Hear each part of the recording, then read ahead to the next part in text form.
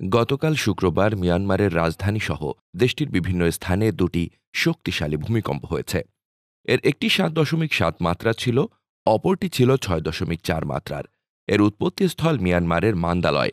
ভূমিকম্পটির উৎপত্তি ১০ কিলোমিটার গভীরে। যুক্তরাষ্ট্রের ভূতাত্ত্বিক জরিপ সংস্থা ইউএসজিএস এ তথ্য জানিয়েছে। শুধু মিয়ানমার নয়, এর প্রভাব অনুভূত হয়েছে ভারত, থাইল্যান্ড সহ দক্ষিণ পূর্ব এশিয়ার বিভিন্ন স্থানে। কেন দেশটিতে ভয়াবহ এ ভূমিকম্প আঘাত হানল, তা নিয়ে চলছে আলোচনা। ভূমিকম্পের দিক থেকে সবচেয়ে সক্রিয় অঞ্চলগুলির মধ্যে মিয়ানমার একটি। বৈশ্বিক ভূমিকম্প ঝুঁকির মানচিত্রে মিয়ানমার মাঝারি থেকে উচ্চ ঝুঁকির রেড জোনে অবস্থিত। বলা হয়, মিয়ানমারের সেন্ট্রাল বেসিনের একটি ফল্ট বা চ্যুতি রয়েছে, এর নাম সাগাইং ফল্ট। দেশটিতে ভূমিকম্পের ঝুঁকির সবচেয়ে বড় কারণই হল এই সাগাইং ফল্ট। এটি শান মালভূমি ও সেন্ট্রাল মিয়ানমার বেসিনের মাঝামাঝি এলাকায় অবস্থিত। সেখানেই এই ভূমিকম্পের উৎপত্তি হয়েছে। এলাকাটি ভূমিকম্প প্রবণ। সাগাইং ফল্টকে উল্লেখযোগ্য ভূমিকম্পের সঙ্গে যুক্ত করা হয়েছে, যা এই অঞ্চলের ভূমিকম্পের কার্যকলাপকে তুলে ধরে। এই ফল্টে দুটি স্থলভাগ একে অপরের পাশ দিয়ে সরে যায়। ভূমিকম্প বিশেষজ্ঞরা বলছেন, গত ২০ বছরে মিয়ানমারে এত মাত্রার ভূমিকম্প হওয়ার নজির নেই। এর প্রভাবে রাজধানী সহ দেশের বিভিন্ন স্থানে কয়েক দফায় কম্পন অনুভূত হয়েছে।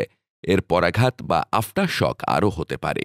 যে অঞ্চলে ভূমিকম্প হয়েছে সেটি ইন্দো বার্মা সাবডাকশন জোনের মধ্যে পড়েছে। সাবডাকশন জোন হল এমন একটি এলাকা যেখানে দুটি টেকটনিক প্লেট সংঘর্ষে লিপ্ত হয় এবং একটি ডুব দেয় বা অন্যটি নিচে পড়ে যায়। বিশেষজ্ঞরা বলেন, একসময় পৃথিবীর সব স্থলভাগ একত্রে ছিল। পৃথিবীর উপরিভাগের প্লেটগুলো ধীরে ধীরে আলাদা হয়ে গেছে। এই প্লেটগুলোকেই বিজ্ঞানীরা বলেন টেকটনিক প্লেট। এগুলো একে অপরের সঙ্গে পাশাপাশি লেগে থাকে। কোনো কারণে এগুলোর মধ্যে সংঘর্ষ হলেই তৈরি হয় শক্তি।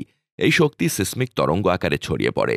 যদি তরঙ্গ শক্তিশালী হয় তাহলে সেটি পৃথিবীর উপরিতলে এসে পৌঁছায়, আর সেখানে পৌঁছানোর পর শক্তি অটুট থাকলে সেটা ভূতত্ত্বকে কাঁপিয়ে তোলে। এই কাঁপুনি ভূমিকম্প।